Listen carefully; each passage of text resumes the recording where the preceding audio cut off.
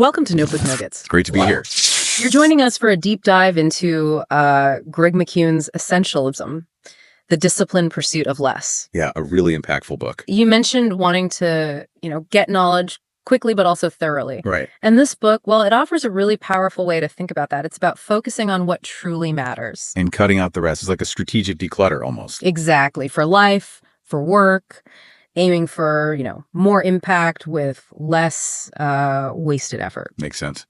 So today we're going to pull out the core ideas, the strategies McKeown lays out. The goal is you walk away feeling informed, maybe empowered to make more, let's say, intentional choices. Precisely.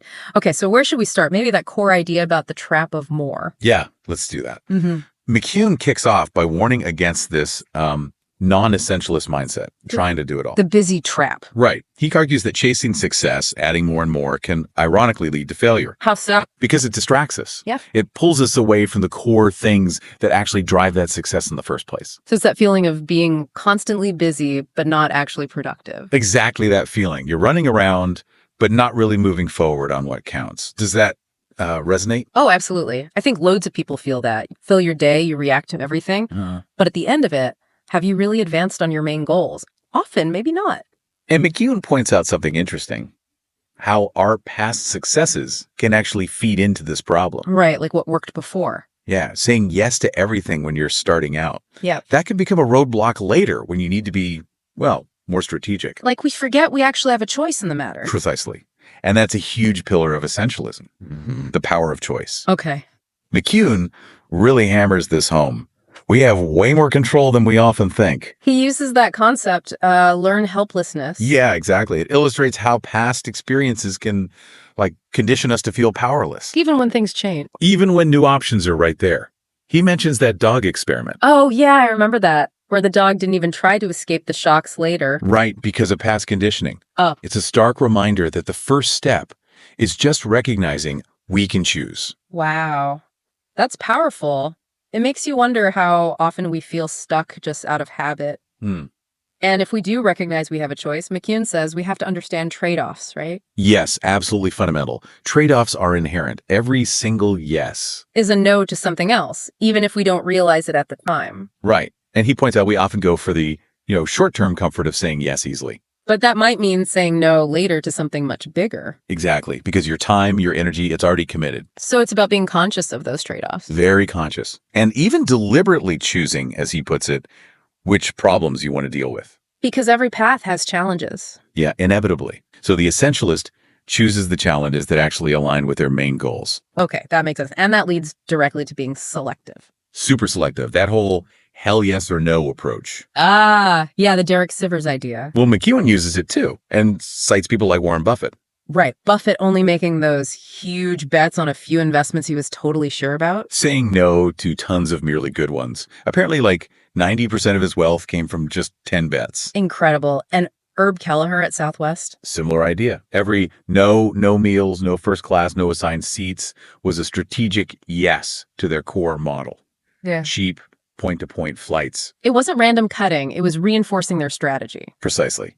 So that's Sivers' philosophy. If it's not a clear, strong hell yes. It should be a no. It definitely challenges that tendency to agree to anything that sounds halfway decent. Totally. You move past that fear of missing out on something good. And focus only on the truly great, the essential. Which means getting comfortable with saying no. Which is hard. It is often harder than saying yes. McKeown acknowledges that. Yeah. But it's a skill you have to develop. And we often mix up rejecting the request with rejecting the person. Exactly. We take it personally or worry they will.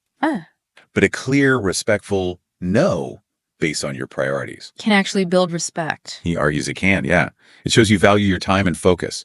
People usually get that if it's communicated well. And today, we're just bombarded, aren't we? Everyone wants a piece of our time. Constantly. So overcoming that old, maybe tribal instinct to just agree to keep the peace is vital for avoiding burnout in this modern world. Absolutely crucial. So how do we actually do that? How do we build that no muscle and keep the non-essential stuff out? He gives some practical habits. One big one is journaling, regularly reflecting. Stepping back from the day-to-day noise. Yeah, to see the patterns, what's really moving the needle versus what's just, distraction. And keeping it handy so you actually use it. Right. Another simple one is what he calls the art of the awkward pause. Okay. Before you jump to yes, just pause. for a few seconds. Just long enough to actually think about the trade-offs involved. Exactly. It breaks that automatic reflex. That feels doable. Yeah. Simple, but potentially really effective. Mm-hmm. And beyond just saying no, it's about protecting your ability to even figure out what to say yes or no to. You mean creating space to think? Yes.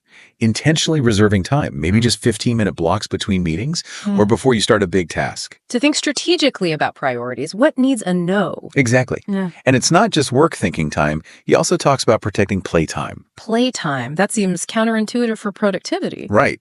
But he argues it's essential. Play sports, hobbies, games, whatever, boosts brain plasticity, adaptability. Creativity. Big time. It opens up new connections, new possibilities. It's not a frivolous extra, it's core. That's a great reframe. We often treat play as the reward after work. But he sees it as fuel for better work or better essentialist thinking. Okay. And the third thing to protect, sleep. Yeah. Seems basic, but he links it directly to essentialism. How so? Lack of sleep clouds your judgment, lowers your awareness. Makes you more likely to let non-essential things creep in. You got it.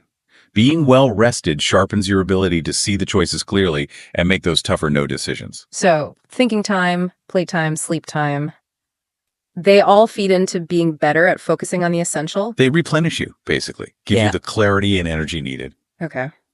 And then he talks about subtraction for effortless success. Yeah, this is cool. Instead of always adding more effort, Remove the obstacles. remove the friction. He He uses that cafeteria example, moving water bottles to eye-level boosted sales dramatically. Not because people suddenly had more willpower. No, because the environment made the desired choice easier. So we should look for friction in our own lives, the little things that make the essential harder. Right, like your phone always being right there or a cluttered desk. Subtract those invisible hurdles. Makes everything flow more easily. Makes sense. And one final, sometimes tough, strategy, learning to walk away. Ah, the sunk cost fallacy. Exactly. That tendency to keep pouring resources into something just because you already started. Even if it's clearly not working. Yeah. McKeown says effective people know when to cut their losses. He has that killer question, right? He does. If you weren't already invested in this, would you get into it today? Oof. If the answer's no, It's probably time to uncommit, regardless of what you've already put in. that takes courage. It's easy to get attached. Definitely. But that question cuts through the emotion. Okay, so if we start doing these things, being selective, saying no, protecting our time, subtracting friction, cutting losses, how does this change how we live? Well, it leads to defining your essential intent. Meaning? Instead of vague goals like make a difference, you get crystal clear on the one thing that truly matters most right now. Like ending apartheid was for Mandela. That clarity acts like a filter. A powerful one. Makes it way easier to see what fits and what doesn't. So you move from just reacting To proactively designing your life around what's essential. Living by design, not default, as he says. I like that. And he has that model, the 90-10 thing. Yeah, the 90-10 model, it's a practical way to apply that extreme selectivity. How does it work again? You rate opportunities, say 0 to 100, and you only really consider the ones that score, like 90 or above. For everything else. Gets treated as a 0. Discard it. Wow, that's a high bar. It is. But it forces you to focus only on the absolute best fit. The truly essential, whether it's projects, purchases, even relationships sometimes. Focus on needs, not just wants. Okay, so pulling it all together, what's the big idea behind essentialism? The final takeaway. I think it's about giving yourself permission. Permission to stop trying to do it all. To stop pleasing everyone. Yeah. So you can actually focus your finite energy on where you can make your highest contribution. Quality over quantity. Impact over just being busy. Exactly. He quotes Peter Drucker saying, effective people say no to things that aren't for them. Making those hard trade-offs, pruning away the non-essential. Creates the space needed for the essential things to flourish. It's an ongoing process, isn't it? Not a destination. Definitely a continuous practice. So maybe a final thought for everyone listening. Reflecting on all this, what's maybe one small step, just one thing you could try today to bring a bit more essentialism into your life? Yeah, that's a great question to ponder. We really hope this dive into essentialism gave you some valuable nuggets to think about. But remember, it's just scratching the surface. We'd encourage you to check out Greg McKeown's book for the full picture. And think about how these ideas might apply specifically to you. What really stood out? Was there one idea that particularly resonated? We'd love to hear your thoughts, maybe any follow-up questions. Definitely. Thanks for exploring these ideas with us today.